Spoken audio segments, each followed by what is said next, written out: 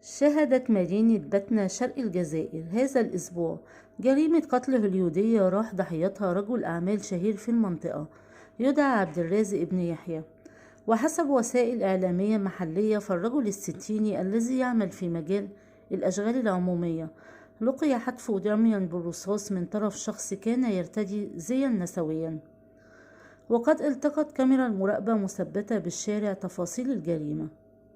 وبحسب شهود عيان الفيديو الذي تم تداوله على مواقع التواصل الاجتماعي فإن الجريمة تعود لليلة الثلاثاء الماضي، حيث كان الضحية يهم بالدخول إلى بيته رفقة زوجته على متن سيارته الخاصة. وأثناء اقترابه من الدخول للمقرب جاء شخص من بعيد يرتدي زيا نسويا أسود اللون، أطلق عليه رصاصتين في الرقبة والرأس وفر هاربا. الضحية تم نقله مباشرة للمستشفى ليفارق بعدها الحياة بساعة. جريمة القتل خلفت جدلا واسعا فيما تحركت السلطات المعنية للتحري في القضية، وفي انتظار التفاصيل التي ستسفر عنها التحريات.